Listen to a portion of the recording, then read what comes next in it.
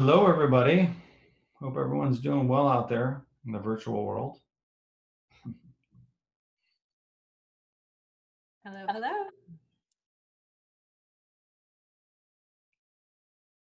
Hi, everybody. Here we are. Well, it's 12:30. Should we get started? Sounds great. All right. Well, thank you everyone for joining us. We're looking forward to a great session of sharing information and hopefully lots of Q&A. We love it when people jump in with questions. So on that note, feel free to enter any questions you have in the chat, or we are also leaving 15 minutes at the end for Q&A. I am Nadia Roberts, and with me today is Ken Roberts and Zackary Rowe. We are from Interior Talent, and in case you guys aren't aware, some of you, we are a specialized recruitment company for the architecture and design industry. And a huge thank you to our partners, ASID Florida North, ASID Florida South, and ASID Georgia, who came together so we could share this information in their network. So here we are, as it's called, Insider Insights, who's hiring and how to stand out.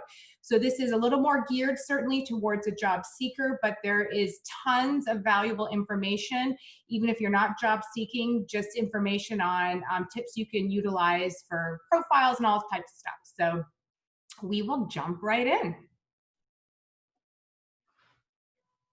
All right, new skills, new business environment. We have spent the last, we always have, but the last year specifically, reaching out to our clients and asking, what are some new things you're looking for in this current climate? The market has certainly changed a lot over the last year. And what are those things, specifically in a job seeker or prospective employee? What do you look for? What are some new things? So technical skills, as we can all imagine, are one of the key areas, and that encompasses a lot. So many people, of course, still working remote. So technical skills could be, new software that's been implemented to keep everybody connected.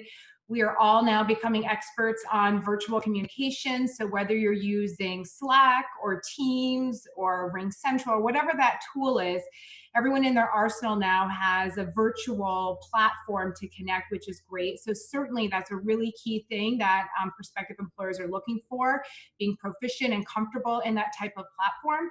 And also, though, it's not just the virtual connection, it's also a lot of back-end project management software. We're seeing huge investments into things like Salesforce, all different types of programs to keep people connected remotely and keep the needle moving forward in business transacting. Driving business, what we mean by that as with any time you have a pretty big shift in how business is done, it really requires everybody in the team to create opportunities. And this goes when we look at an organization, what we're talking about here is not just having sales happen directly from salespeople. We have seen companies that have successfully pivoted and moved through COVID and just been really successful switching from a face-to-face environment to digital, what have you. One of the common things we see of their team and what they look for when they're building their team is people who can create opportunities and are making sales at every level. So that means whether you're in sales, you're in marketing, or you're on the back end, there's an awareness of what the strategic plan is, how to get there, and everybody is involved. So how that relates to if you're a job seeker is you'll find a lot more questions driven towards how are you a team player, how has your role in certain departments helped, bigger picture type things. We're finding that employers are really looking for well-rounded individuals that can move the needle in whatever department they're in. The next thing we're seeing, open to change, and this is, you guys, this is coming direct feedback from clients.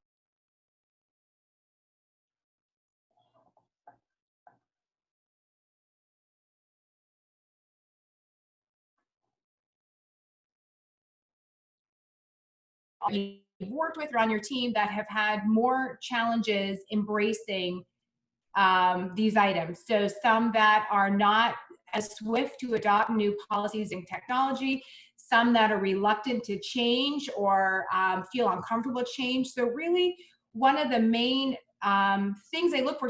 You're a yes person, you're open to change, you're open to new ideas, that you have that curiosity that things can be done better.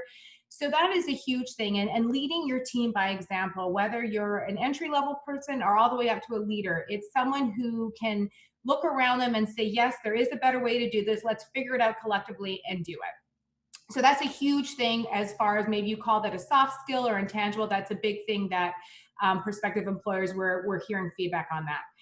And then going back to the big picture, this was a time where we felt like a lot of people had to collectively band together and shift gears and pivot and do it as a team. And sometimes that meant employees that were used to an individual win had to step back and do what collectively was best for the company. So what leaders have told us is seeing those employees in that light actually really had them recognize for the first time some of the people they didn't realize how impactful they were with the company because they hadn't seen them in those sort of higher stress situations. So when they move through and they look to hire and continue to build on their company, those people and those personality traits of someone that can collectively be a part of something bigger than themselves and not always looking just for individual recognition, is really a big thing. So that's what we say in the big picture, someone that can really not always have to have the win about themselves. So I know some of these are more soft skills, but we're seeing a lot of these touch points in the interview process. And we wanted to start off with sort of having you in your mindset, think about if you're going to an interview or what people are looking for, we're seeing more of a focus on this versus just directly, what does your resume say? What company have you come from, experience? So these are really important things to think about when you're prepping for an interview. Excellent, man. So I think that sums up that. We can move on to the next one, Ken. Yeah, so we get a lot of people that are asking us, what's happening in the industry as far as what sectors are hiring. We wanted to share just 4 areas that we're really busy. I always tell people that if you want to understand how your industry is doing, is ask a recruiter in that specific industry if they're busy. Unfortunately, knock on wood, we are very, very busy, and that's a good sign for the industry. It's a good sign for the economy. And so these are some sectors that we are aggressively recruiting in right now. The first one being multifamily. We're seeing a strong shift, continual growth in the multifamily area, both from an architectural and interiors perspective. There's a lot of companies that are hiring in that sector.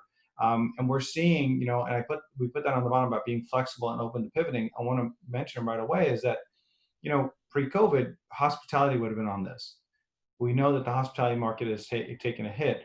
We're seeing a lot of people that were in the hospitality market industry pivot to the multifamily. And that's a really easy pivot because there's a lot of similarities, especially with a lot of the mid to higher tier multifamily projects that are going on, apartment complexes where they have strong amenities. They're almost like little resorts, to be honest with you. And so we're seeing a strong growth in that particular area. We're obviously, everybody spent so much time in their home through all this, is that the residential market has exploded. It was doing well pre-COVID, but it is just skyrocketed. Specifically, the kitchen and bath side of things, we are working on so many kitchen and bath focused designer opportunities. We're seeing a lot of more tech type companies that are doing things from a contracted perspective, companies like Made and even Kohler. And so we're just seeing so much growth in the residential side from high end all the way down to budget minded. You're looking at companies that are doing window coverings, companies like Shade Store and Closet Factory and so on and so forth. They're all very busy. And so they're aggressively hiring. So seeing a lot of growth in that area. We're looking at builders. Builders have never been busier. We have some clients that are up like 900%. I mean, it's incredible how much they are building and how many new homes are being put into the ground these days. So we're seeing builds all over the country. We're not seeing any particular area of growth. We're seeing it in many different markets. So and a lot of those builders hire designers and obviously architects. And so we're seeing people pivot to those areas to focus on the builder side, especially architects that maybe have done a little bit larger scale. They can pivot to some of the residential, especially some of those larger groups that have numerous projects throughout the country. All of these positions so far were obviously allowing people to work remotely. And so it's allowing people, no matter where you are, to focus on those. The residential side has a little bit more challenge with that, especially because residential clients, as you know, need a little bit more focus and a little more attention. And so that people being on site for the residential design is a little more important. Home products. So as I mentioned with kitchen and bath, we're seeing a huge spike in residential home products, right? So these are companies that are doing tile, flooring, bathroom fixtures, lighting, just all these companies, because everyone's spending time renovating their houses. And they're like, you know what, I've been in this house so long, I now need to develop a little office, or you know what, I realized that my kitchen's outdated, whatever that may be. We're seeing a lot of attention on those. And a lot of the positions that we're doing are on the showroom side. So whether it's someone that's a salesperson within a showroom manager, a design consultant. So these are all very, very hot areas. There are some areas, we're seeing some pockets of some other areas. Obviously, areas like healthcare, senior living is very busy as well. These are just areas that we right now as a team have had a lot of attention on, and these are the majority of the type of positions that we're working on. We do pockets of other things as well. This is just seems to be the hottest areas right now. And you know, it's hard for some people to understand. Well, I know I have 15 years of experience doing, hospitality. How do I pivot? Well, like I said, look at those areas that would be similar for you to adjust to. And I would look at multifamily being the biggest one. Senior living could be a good focus for you. We placed a position not too long ago, pre-COVID, that they wanted someone specifically with hospitality experience. So there's a lot of ability to adjust, and allow yourselves to be a little more flexible. Now that all goes back to, like Nadia said about a lot of the things the soft skills that you have to be flexible with, but because you'd have to work remote, and how do you adjust to working in these different sectors if you haven't had experience and working remote? You don't have that collaboration sometimes, or as the ease to collaborate with the person right next to you. But these are all really hot areas, and so a lot of really positive stuff. We're super excited and real positive about what's happening. And so there's, if you're flexible and you're open to pivoting, there are definitely opportunities for you in these areas. And I was Anything? just gonna jump in, Ken. Also, as Ken mentioned, a lot of these areas, because of some people remote or working partial time in an office, the visual design presentation and the virtual design presentation is key. So when these prospective employers are hiring, that is one thing they're really looking for. How does someone present? Because they're having to do it with their clients, whether you're in a showroom or you're in a firm. So those skills become really important because that's how you're conducting business day to day. And then just the other thing I was going to say, as far as areas, we are seeing, and Ken's right, like across the country, all over, but people moving out of some of the major cities. So New York, San Francisco. So some of the building and these types of roles are happening in areas where people can get a little more space. Now they've realized they need that, home office or that second bedroom or what have you. So we are seeing some of the secondary markets become really, really busy.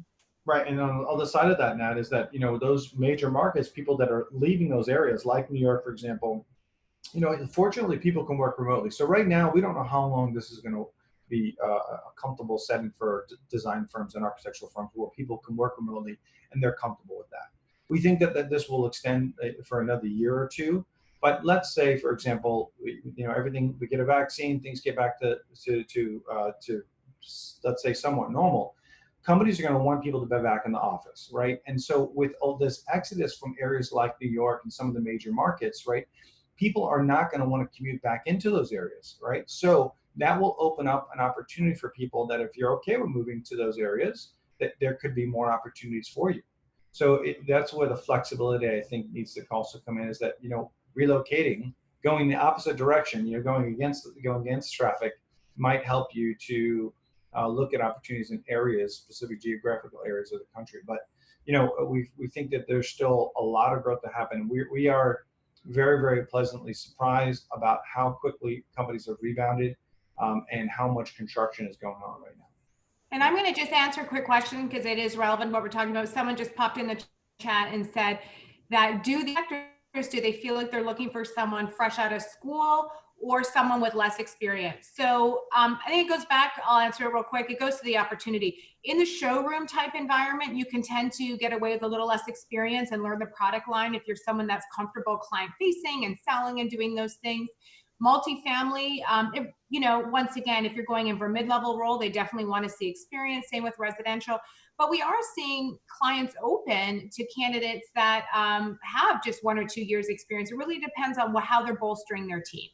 So I don't think the expectation of years experience has changed. I do think clients are open, especially in residential, to reviewing people who have slightly different backgrounds, just because residential is so busy and it's hard to find residential candidates. So we are seeing our clients open to looking at people with slightly different backgrounds as far as sectors. But if you have less experience, I know you asked a question about how can you stand out with less experience. We'll cover that as we go along. Zach's going to be talking a lot about how to make your profile stand out. So I'll leave that question. I think it will be answered through Zach's component. Yep. Yeah. And with that, I want to introduce Zackary Rose. So Zackary he's kind of our marketing specialist. He's a director of marketing, but he's also kind of a tech kind of guru when it comes to digital presentation and how to make yourself really kind of shine out there. So we wanted to really let him highlight some of this virtual presentation area. So Zach, I'm going to leave it on to you now. All right, thanks, Ken. This is extremely important, and anyone that's on this webinar, really what we did is we highlighted the 4 main areas, and this is really coming from our experience with our clients and what we're seeing in the market. Some of the things I'm going to review may seem basics, but you're preparing for an interview and you might just miss the basics. You might miss something, and that can literally keep you from this opportunity or any opportunity that you're seeking.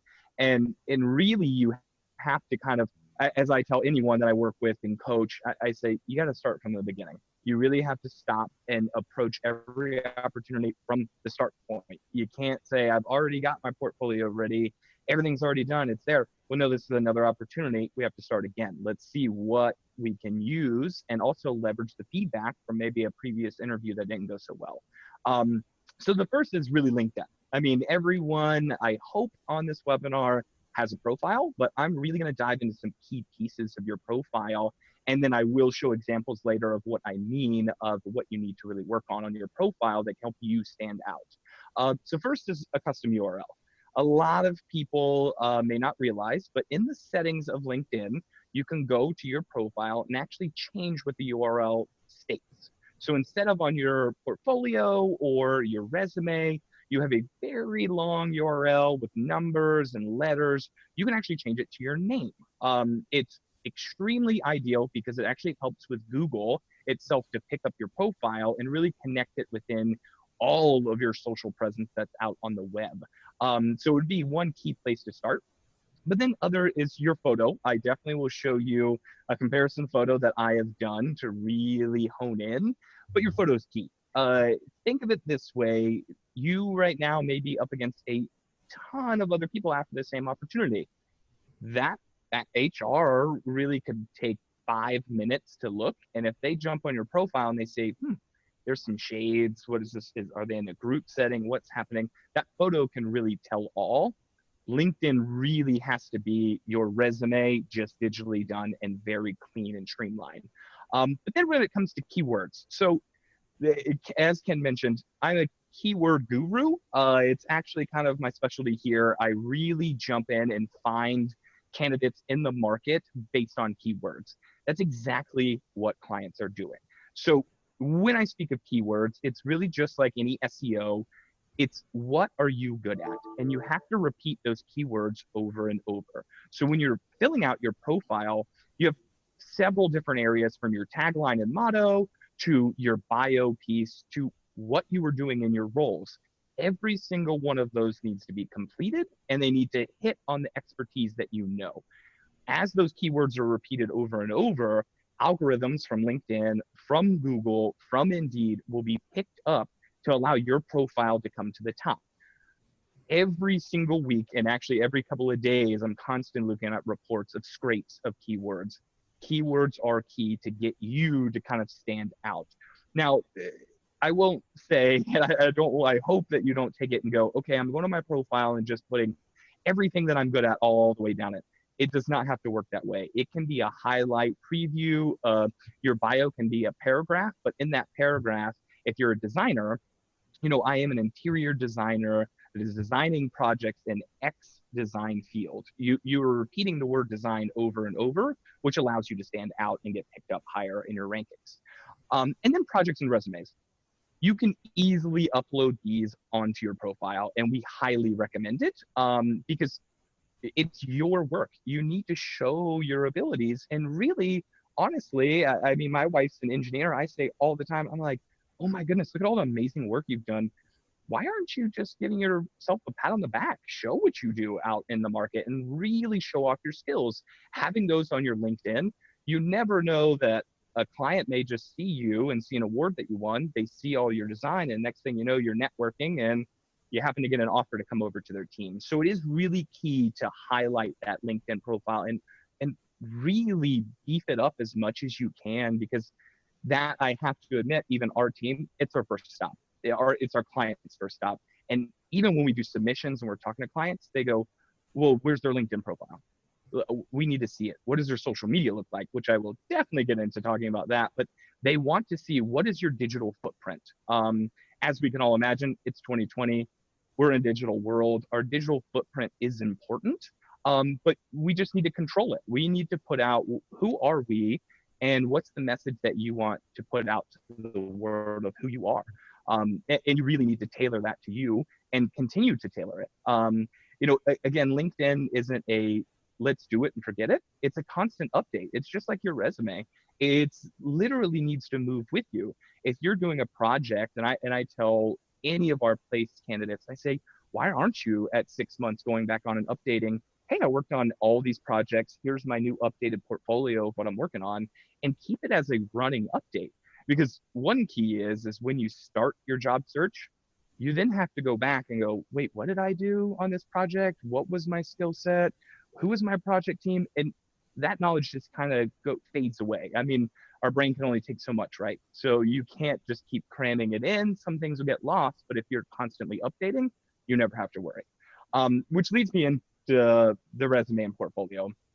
As all should have a nice, beautifully done portfolio ready to go, a project list. And for some on this call, I know you're probably like, well, I'm just getting out of college. What am I doing? Hey, I was in the same boat. Trust me, I have to admit, thank goodness to these two wonderful people with me today. I was able to showcase my skills while I was in college, that they actually picked me up as their intern. And then I continue to showcase my skills to become their director now, like 9 years later. So you never know when that person's going to come along, but you have to have everything at the ready. So for a resume, I will go ahead and put out there, classic clean formatting. That goes back to when you're on your job search. So again, I will actually use Indeed the most. So Indeed's algorithm and the way that they pick up your resumes isn't the way you think it is. If you have a very overdone, and it's not to say that we don't love beautiful resumes, but if you have a lot of graphical pieces, you're putting logos in places of, okay, here's AutoCAD and here's my 3ds, but I'm using the logo, those do not get picked up.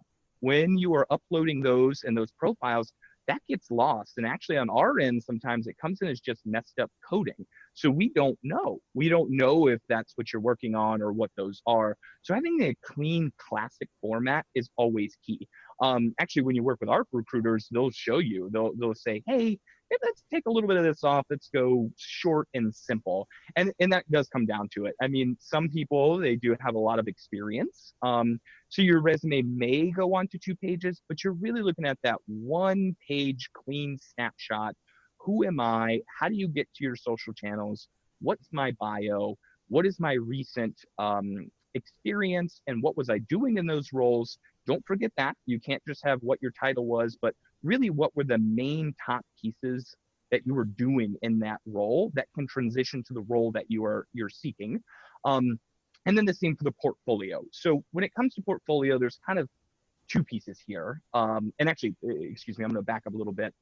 On the resume, and it needs to match LinkedIn. The number one key, if you're working on your LinkedIn and resume, they should be up at the same time.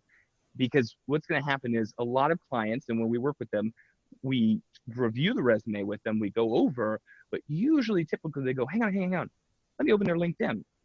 If it's not the same, questions start to arise, and you can easily get kind of dropped down in the pack of like, well, I mean, attention to detail, what's the follow-up? Are they making sure? It puts pieces in their mind that you just don't want there. You want to really just shine so that you can hook them from the beginning and keep moving forward. And now portfolio. So really, I'm the one in the office that is always working with the team on portfolios, what to do. I, in my own personal, recommend two styles of portfolios. Your sample portfolio, which is a sample snapshot. That's the one that you're going to use when you're submitting your resumes. It's just quick samples of the top projects that you have, your top design work. If you're doing the actual technical design piece on the back end, have a snapshot of your blueprint, your layout, and then also have what's the finished product look. High quality images. A lot of photos I will see will be, hey, here's the design, here's the before, here's the after. Really what you're doing in a snapshot is, I can do my technical design work and here's the finished product. Now your bigger portfolio that comes in, and not all, I mean, these are more higher level positions that want to see an in-depth portfolio. In that, you're really going to layer in a lot more imagery, a lot of your technical pieces, a little more. If it's construction documents, you need more of that in your long portfolio, not in that snapshot. But it is key for the snapshot portfolio. There are so many that come to us that I'm like, okay, it is fantastic. I love this 30-page portfolio. But for the beginning, we're really just going in with a quick 5-page snapshot for them. So make sure you're setting yourself up for success of having a snapshot and a full portfolio. And with that as well, making it digital. You need to make sure that you can get it online. PDF, of course, I'm sure all of you are familiar with Adobe.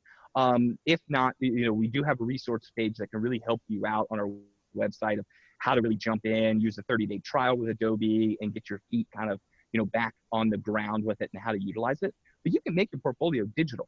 And right now, digital portfolios are key to be shared back and forth, to really get it directly into their hands. And that goes for your websites. And that's not on here, but a lot of people will say, hey, my portfolio is on my website. Again, time. Everyone only has so much time in their day and so much bandwidth. Well, you can't really expect your future employer to say, hey, you know what, I am doing a review on this person. I need to take the time. But now I have to filter through their website and find it. Well, they could land on the project you didn't want them to see. They can land on something you really are like, whoa, wait, I forgot to take that art piece down that I really am not keen on. So having your own portfolio as its own link and digital piece is key. And again, nothing against the websites, but you do need to have your portfolio ready on digital, which now leads into social. I can admit it's really funny. They call, and you're going to hear me a lot. I wear multiple hats and on our team, but I'm kind of the detective. When they go, hey, we have this great candidate. Can you really go and dig in? And the things I find that I think people think are hidden, it's pretty easy to find them. I tell everyone, when you start, you put your name in Google and you start there. You really have to start to see what's out there. What is linking to you? What will people find quickly? And with social media, a lot of people are like, well, it's my personal page. It's me. That's who I am. I want them to see that, which is absolutely fantastic. I have my own personal pages, but when you go to search them, they're not public. And especially if I am, seeking a job, which of course I won't be seeking a job because I love my job. But if I am, I'm going to make sure no matter what, all of my social media is private. It's just to help you out during that search. If they want to know that information, well, then that can come up and they can ask. But you would hate for them to see a great fun weekend that you just happen to be, a little off and not being you on your social media. And again, it puts that, what was that in their head? What is that? You don't want that in any sort of employer's head, or as you're seeking a job, you really want to be, wow, man, they've done all this with their experience. They're digital, they've got an Instagram, they've got pages, but they seem locked, so that's professional. Wow, their LinkedIn matches, their portfolio's clean. Why are they not in my office right now and I'm talking to them? All that is positivity. So then when you go into that first interview with them, you have that first Zoom call, everything is starting out on the right foot. So I will show an example of Googling yourself, but please go in and clean up your social medias. You can keep it unlocked, and I will admit that it seems like I'm like, lock it down, don't let them see it. You can keep them unlocked, just have them professional. Actually, again, I'll use my wife as an example. She's an engineer. She has her own personal pages, but then she has a professional page that's out in the world that people get to see and utilize. Two different, so that if someone or an employer, or as you guys, if you are working from project to project, you have to submit your resume and be on that project team. Well, who's to say the client, as you're working with them, isn't looking you guys up? They are. We help with that. We look up and say, okay, well, there's the project team. What do they look like? What is out there in the world? So really, it is all about cleaning up that social as much as you can. Keep it professional and archive. Don't lose your photos. Every single social media site, you can archive your photos. You can go in and toggle, okay, not to the public, just to my friends list. So just make sure that you're setting yourself up by just keeping that as professional as you can, especially during your search. And then my last, and it's a basic, but I can admit, and I'm a stickler for it in our office, is the follow-up. The follow-up is key. Any position you hold, you're going to interact with your coworkers, your colleagues, or clients. Well, follow-up is key. No matter what, communication is key. So a lot of people, they go into an interview, they're so excited, they call us after, they're like, okay, yeah, I'm so excited, it was so great, I want to send them a message. And then we advise them, they send the message, and sometimes you see me, I grab onto my desk and I'm like, why is it a 2-sentence email? And thank you for your time today. I had a great time. I look forward to next steps. What? Huh? Were you in that interview with them? Well, you got to make sure that you're circling back and connecting.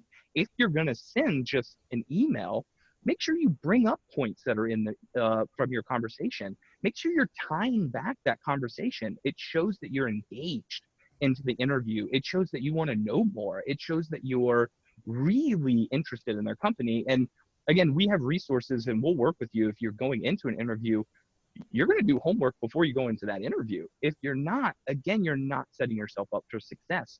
You have to do the same with the follow-up. You have to make sure you're sending at least an email. But for me, there's a tangible. There needs to be a note. I am old school that way. You can call me the old school guy, but a note stands out.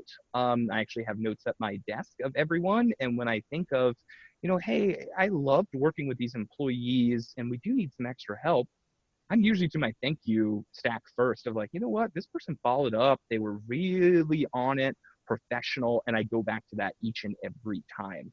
And that comes with networking. I can't reach it. I wish I could grab. I have a cup full of business cards from networking.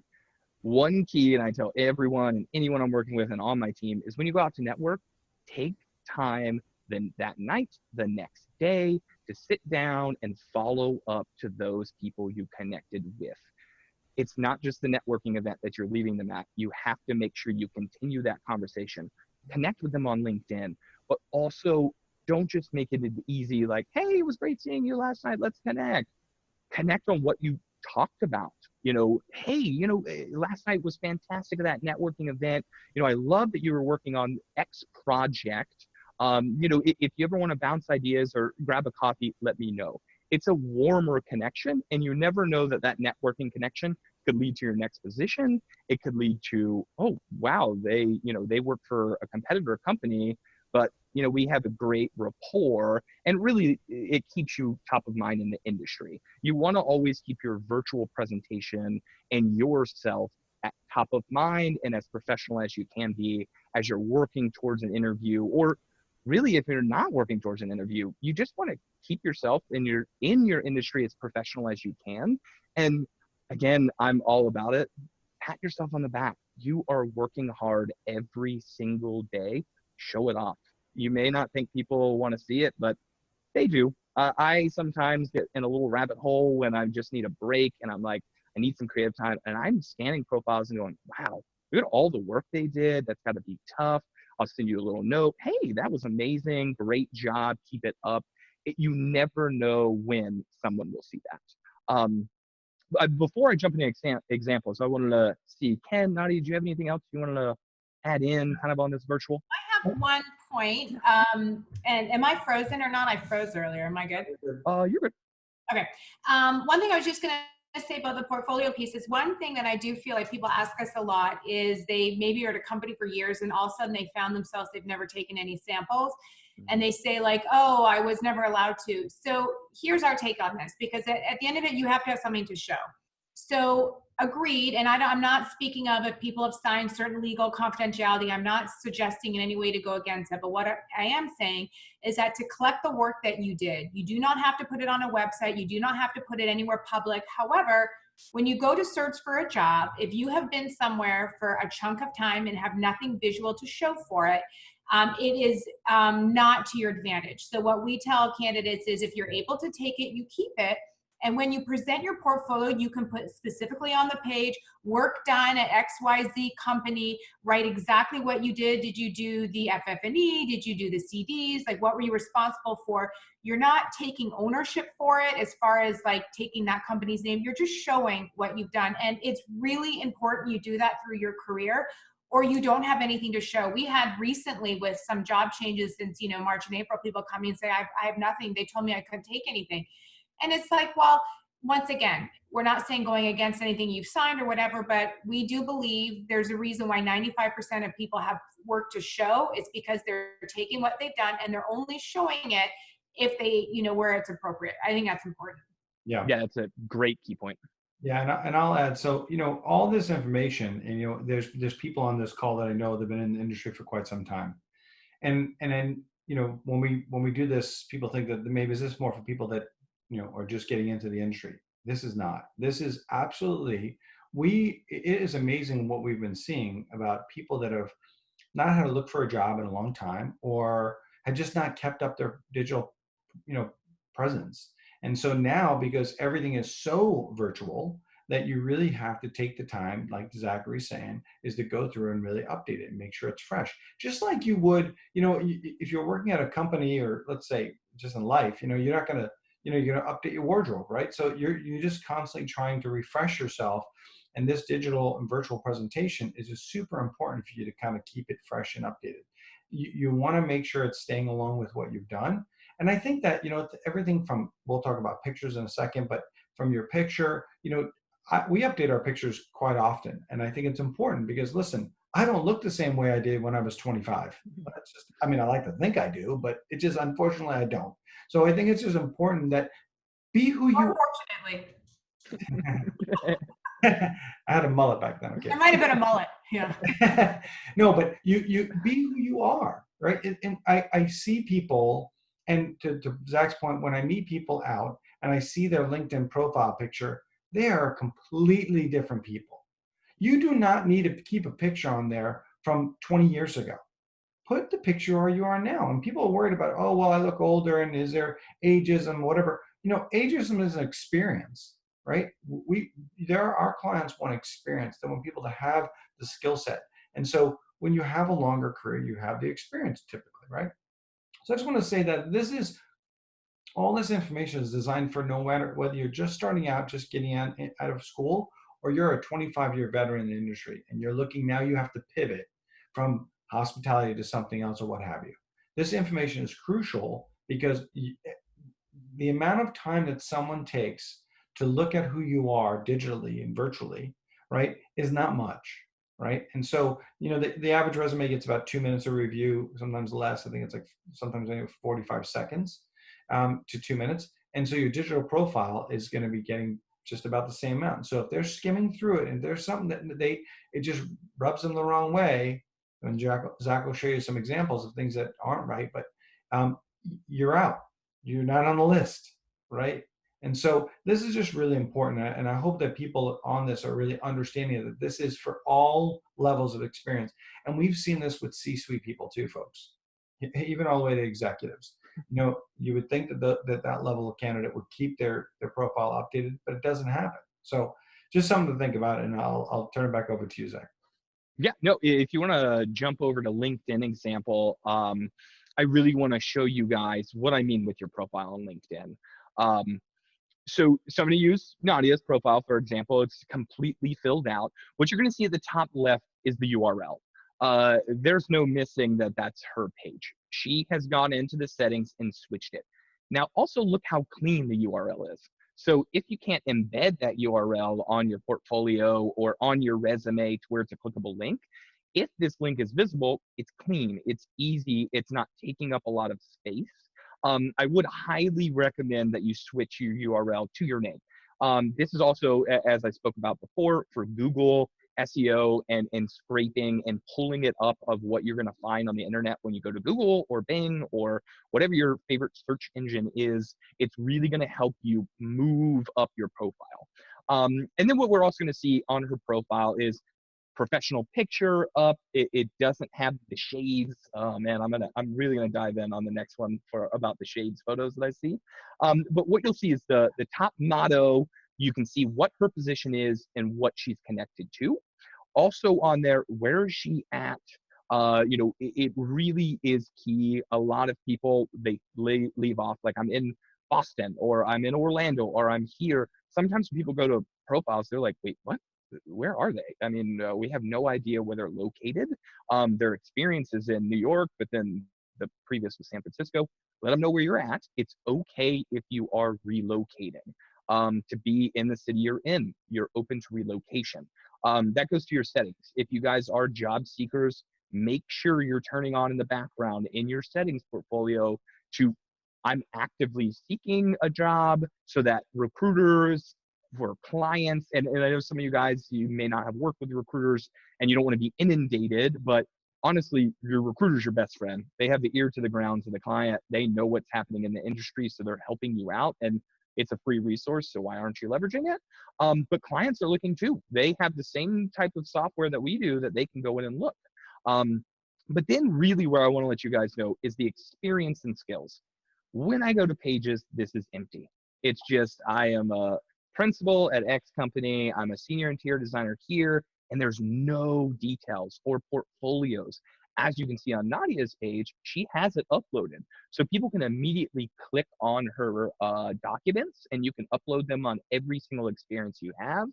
Or your supplemental documents on your page, you can upload them in your bio, you can upload. So having that sample snapshot, your resume handy, if you're out there seeking, put it up there. But really making sure you fill out what you're doing, or at least the highlight of your role. And then your skills and endorsements. I know some are like, I don't have the time. What's your network? The people know you in your network on LinkedIn. Put in the skills that you have, and before you know it, people are going to go, yes, they do have that skill. Or ask. It's the one thing that I try to remind people. If you don't ask, you never know. So ask. So if you're working with a team and you just got done with a project and you're like, hey guys, that was fantastic. I just want to let you know I'm going to update my LinkedIn that we just completed this project. Do you guys mind if you went and endorsed me for working on the project, add some skills that I had for the project? Make sure you're completing those and ask. Just ask your network and ask your project teams, your colleagues, hey, you mind endorsing me? Because it's key. I mean, when we go on pages and see how many endorsements they have, it really then just puts that reminder on our head of, okay, we saw it on the resume, their LinkedIn profile matches, and wow, there's people out in the industry that actually say that they are doing this. So there's even more and more, again, positive in your corner. So that's just a kind of a highlight for LinkedIn. I can admit, if you guys do need any help, LinkedIn has a great tutorial. You just, on the top right-hand corner where your profile is, click it, drop down, a couple of steps down, it says help. Go to the community and says, hey, LinkedIn profile help. Or you don't even have to do all that. Go to our website, go to our resources page, and I have it all linked there for you so you can dive right in. Follow our blogs. We just put out a blog on this exact topic of how to update your profile. And now the photos. Oh, this topic. I can tell you, if you see me in public, the photo with the shades is what you're going to see. You're going to see me with my sunglasses on. I do live in Florida, so I can barely see. If I don't have sunglasses on, you're going to see me kind of relaxed. The photo with the shades is what we see a lot. You're in your car or you're in a group setting. I mean, as you can see the snapshot I took, I'm in a group setting. People can see that. You don't want that as your professional photo if a client's going to look, because I can tell you, as I'm scanning on profiles, my eyes aren't going to the person in the middle. It's like, what, who, where were they? What is this? And I'm already out of who are you? What were you doing in that photo? So don't put that in your mind. But look at my profile photo that I am using. That's me. And again, we're not saying go just get all dressed up, be different, not being you, be you. I am easy to approach type of person when you meet me. I don't have a tie jacket on, but it is professional. It's letting people know I am in this professional industry and I don't have many things behind me that are distracting. Again, it is a quick scan. So just don't set yourself up incorrectly to get them stuck on your photo and then they only have 10 seconds to even look at your experience. Yeah. So photos are key. Yeah. Very key. Zach, you got a fan of the curls. I know I loved your curls. and I just want to let you guys know, all natural, nothing. I'm sorry, you cannot steal them. They're my curls, and I'm not cutting the hair. Sorry. Zach, so everyone knows, Zach is part Viking. I am a Viking, so it is strong. I will do a braid one of these webinars that we host so you guys can see. I can give you hair tips if you want, ladies. I know it seems weird, but I do have to take care of it. It is tough. I give you guys kudos to wake up extra early before an interview and get everything together because it takes time. It's time consuming. So yeah, I want to jump into the next example, Ken. Is your social media. Google. I'm telling you guys, I go and Google myself all the time because I want to know what is getting picked up. So if you guys see, I Googled myself for this example, and I can tell you not every profile that's popping up is me, but you need to be aware of that. You need to know when you're going into a job, if that employer searched you, what are they going to see up front? And also, that's a good place to start. I tell everyone, start there. Google yourself, what's the first things that are top ranking? Because you need to start there to clean them up. You need to focus on that to get those first. As you'll see, as you search me, my Facebook profile comes up. When you go to it, you don't see anything. It's very professional. It's cleaned up. It's locked. You have to be my friend. But then I notice the next two pieces, they're not me. So they may be like, oh, is that him? What is this? Oh, did he do that? I can admit it would be interesting if I was a wrestler, but I'm not. So if it does come up, you just need to know, oh yeah, it isn't me, but what is linking? But right below those is my LinkedIn profile and also one of my association profiles that I'm a part of. Those are great, again, with keywords. The NKBA, I actually just updated my profile. Same with LinkedIn, I just updated it.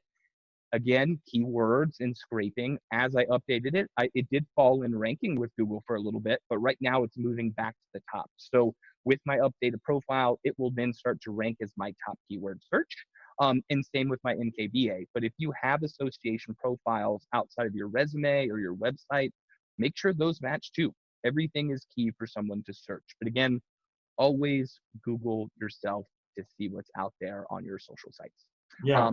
One thing you can do, folks, is that there's Google Alerts, which I've had for years. And basically, you can have Google constantly updating you daily, weekly, I think even monthly. I Google my name, and it just sends out an alert for me if there's something that's on the web about another Ken or Kenneth Roberts or Kenneth G. Roberts or Ken Roberts and Terry Town. So I want to find out. I can find out pretty rapidly if something gets out there about with my name on it, to see if it's me. Like Zackary was saying, there's a lot of stuff that's out there that's not you, but it's called Google Alerts. You just go and type that in, and you can set it to send you stuff on a daily or weekly basis. Yeah, that's a great tip, Ken. Yeah. All right. So let me get out of this and get the next one here for you. And then the next, and this is my last example, it's the follow-up. Again, you can call it old school, but that personal touch is key. Those the photo that you see of the thank you cards, again, that's the top of my stack at my desk. Thank you cards go a very long way. I cannot tell you how many candidates that we have at the finish line that we've given you all the resources. And remember, we're your resource, but you are the person in the end who has to take it there. You have to finish. You're the one taking that position, so you have to take ownership. If we're saying, hey, just put together that quick thank you card and send it, just take care of it, because you never know who's not. But there's so many candidates that don't. And then we get into that final offer stage and we're like, hey, let's look at the different people that are here. And we have literally had clients say, well, it was great. They sent me an email, but these candidates all sent a thank you. Or, they really didn't follow up much after just an email that said thank you, and that was it. Well, you send an email that says thank you quickly after, and then you drop that thank you letter. And I've told people, have your thank you letter in the car, have it prepared at your house, fill it out, and then drop it in the mail right then. It's out. As that company is deciding what's the next step, well, guess what? They have the thank you card, and they may have been like, I'm not too certain. Well, all of a sudden, the thank you card's there, and they're opening it, and they're going, let's get them back in. Let's have a conversation with them. This does lead to your follow-up with your clients. You may not think it's there, but they're seeing it that way. There's many a times I look at that with any team I put together, and if they're sending cards out, if they're sending me cards, I go, you know what? They're probably sending that to the client, which then makes our company look even better because they're staying engaged. This does not just go with your searching for your next job. If you're on a project team, send it to your clients. Send it. I cannot tell you enough and stress enough how important. And then the gift on the right, this isn't every occasion. I'm not saying go into your first interview, your first Zoom, you get some pieces, and then send this giant basket. Like, oh, hey, I'm the number one. Here's my basket of all the things we talked about. But there are key times that you can send a gift to an employer. You can send a thank you for taking the time. A lot of the executives, I have to admit, executive level, you're not just one to interview. It may be 10. It may be 8. A great story that the Roberts tell a lot is a person actually was in an interview and they connected, about local sausages of all things. And they actually, after the interview, sent that a gift to them so that they could, enjoy those. That connection made a bond between them. And next thing you know, they're moving forward. So, it's not every time you need to do it. And we're not saying break the bank to send gifts, but it does depend on the scenario and situation. A gift can be key, but if anything, any personal touch that you can send from a card to a gift, it always is a highlight and standout. Yeah, good one. Very good. Good deal. So Nadia, you there? Oh, I think she's frozen. Oh, she's frozen. Okay. Well, this was a slide that we wanted to share with you guys. This is, we talk about networking as a contact sport, and right now networking in a virtual kind of contact sport, and so it's really important that we're networking in every way. And so this is a good follow-up to. Nadia, you want to take over? Yeah, sorry, I froze. Am I back? You're Okay. back. So this is really cool, talking about using technology. This is an opportunity to use as a follow-up post-interview for a client from a networking event, what have you. And this is called a video email. There's free services out there that you can utilize. We'll do it real quick because I know we're edging towards the end of time, but notice one thing, her sign, there's a real specific reason. Sorry. What happened here? That she has that is because when that gets sent to on the email, that's what arrives in your inbox. So it doesn't have her mid talking with her mouth open or something unusual. It's got, hi, David. It's a clean visual that she's sending to you. So I'll let Ken play it because I think it's a great example of how to do it. If I can just go forward here. Oh, I'm in lots of troubles here. That's okay. Here we go. Hi, David. It was such a pleasure to meet you out at the Young Professionals Networking event. I think some of the things that you are doing in the community are absolutely amazing, and I'm really excited to be a part of them. So let me know if there's anything you need from me in the meantime, but I look forward to continuing this conversation and connecting with you more. Have a great rest of your day. So just imagine if someone interviewed 15 people for a position and they got 5 emails, they got 5 note responses, they got 3 thank you cards, and then 1 basket, and then her. But you would remember her. If nothing else, you would remember her. She took effort. It's just a great job. It's really positive. It's a great background. It's just everything is simple, clean, professional. A free, awesome tool to use to make yourself stand out on any level. Yeah, company we recommend is called Cloud HQ. It's free. It integrates with Gmail very easily. So it's called Cloud HQ. That's a great one. But yeah, it's awesome. Okay. So we want to whip through this one, Ken? Yeah. So on the virtual interview, we're doing a lot of this, right? So everyone's kind of getting Zoom fatigue through this whole thing, right? There's so many different platforms. So one thing I'll say is that because there's different platforms, not everyone's using Zoom. We use Ring Central, there's all this stuff. So as you probably had to do is you have to download it in advance, make sure it's on your computer. So take time to do that. If you get a link for an interview and you click on it, it doesn't take you right to the interview, right? It's going to give you an opportunity to download the driver that's needed for you to do that. So do that in advance. You can test it through other platforms. Most all of the platforms that people are using today, they have a free aspect, so you can do and play with that. So do a test run, and that means testing your internet, testing your speakers, testing your voice. Is there echo? What's the lighting like? What's behind you? All that stuff, right? So just testing, right? So dressing for success, like Zach mentioned, if it's an environment where you feel you need to be in a suit and tie, great, wear a suit and tie. We say dress the part, right? Whatever the role is going to be, and we're typically dealing with professionals and designers, architects, what have you, and so dress the part. If you feel this is a much more casual company, don't go that route. Don't wear a t-shirt for an interview, but just a nice shirt, a blouse, what have you, dressing for success. A professional background, I'm not a fan of all the Zoom virtual backgrounds. I'm not. I don't know if you've noticed, but when people move, there's always like kind of this weird glow that happens behind them. I'm not a fan. If you look at all of our backgrounds, they're simple, they're professional, they work great. You can control it. A quick story about Nadia. Nadia used the Zoom. We're married, most of you may know, but our son was using our Zoom for something to use with his guitar instruction during COVID, and the background was this like dinosaur thing, right? And so she went on a Zoom call. Next thing you know, there's a dinosaur trying to eat her. And it's just. Hey, I was going to share that story because I am a stickler for always testing and doing it, even though we've been doing this well before COVID virtual stuff, but leading up, now we're doing so much with our clients. I always test. And this one particular day did not give myself enough time before I hopped on this client call. And as Ken said, I didn't realize our son had been in my Zoom platform and I looked like I was in Jurassic Park, and it was so crazy. Luckily though, I handled it well because it was a client. You just have to own it. I just had to make a joke and say, oh my gosh, my 13-year-old son and his guitar lesson. And it ended up being really funny and I clicked it off, but I didn't give myself time to prepare like I should have. So need to. Simple professional background. I'm not, like I said, I'm not a fan of the virtual ones. So there's a lot of people that are. There's companies that are using it as a backdrop. That's all great. That's all fine, but test it, make sure it's working correctly. And then having visuals. So we've talked about this, is that someone that's going into a virtual interview, normally if you're in person, you would have your portfolio, you would have something to show that person that you're interviewing with, to show them across the table or across the desk, what have you.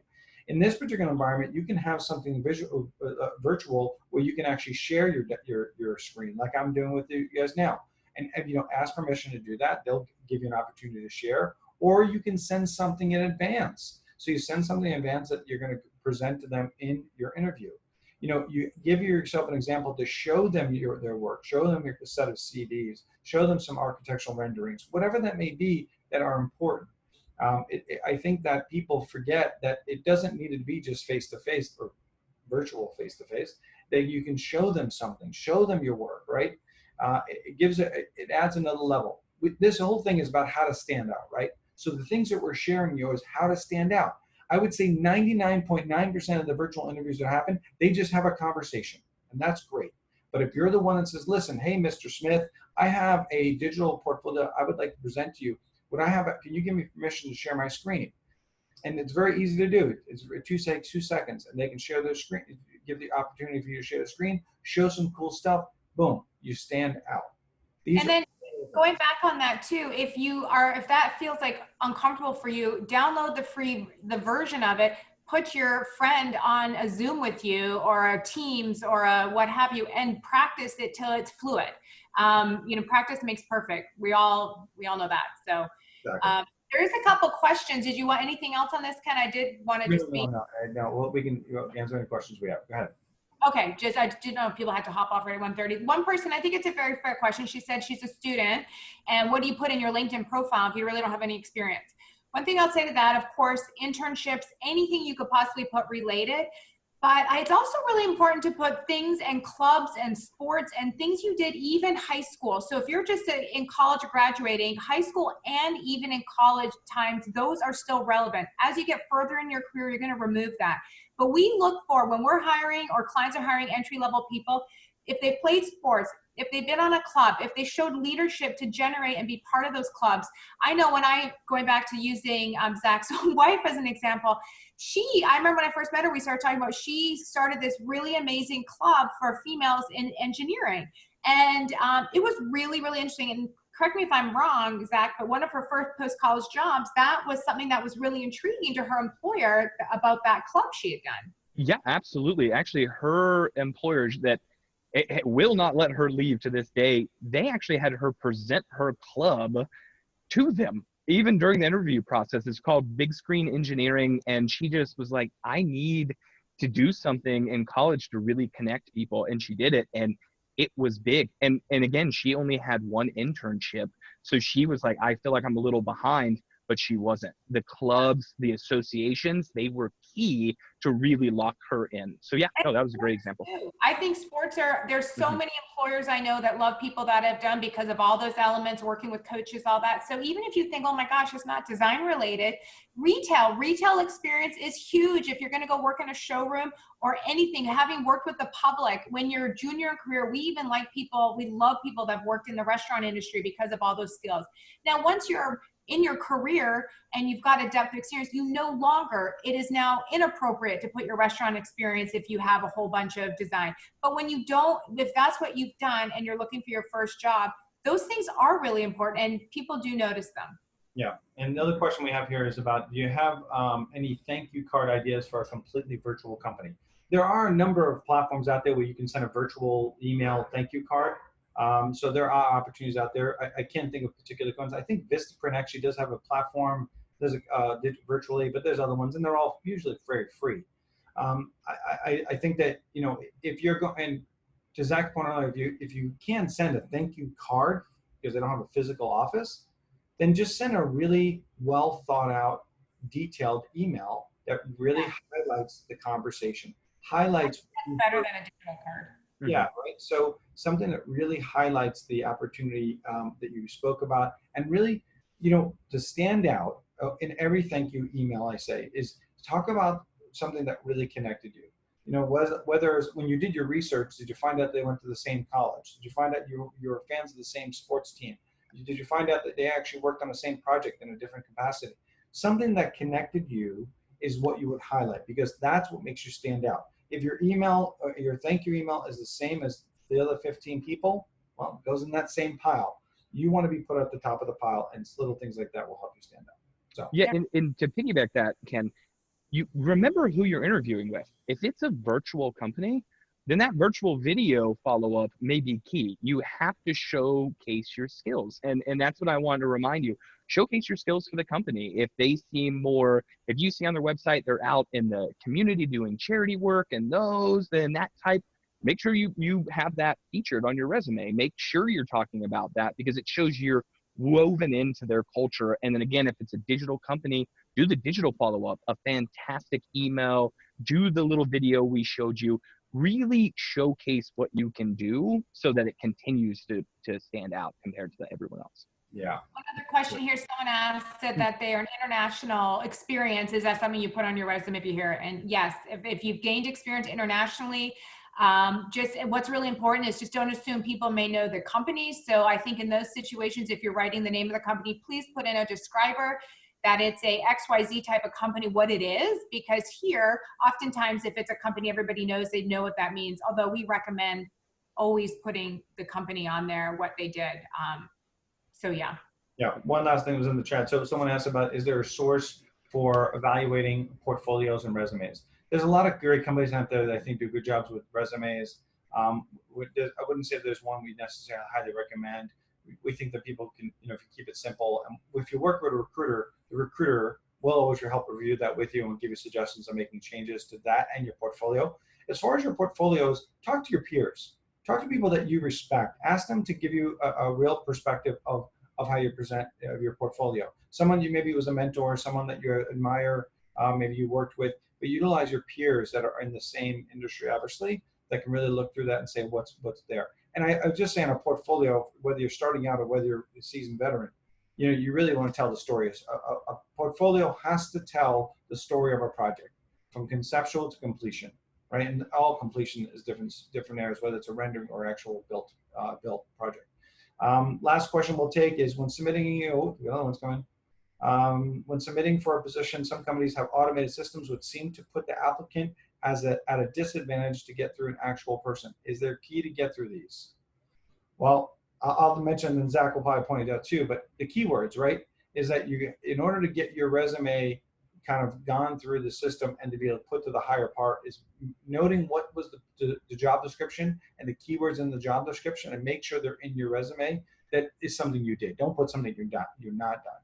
And then in addition to that is that find the person that's making the hiring decisions. To utilize LinkedIn, company website, and go directly to them, right? What's stopping you from that?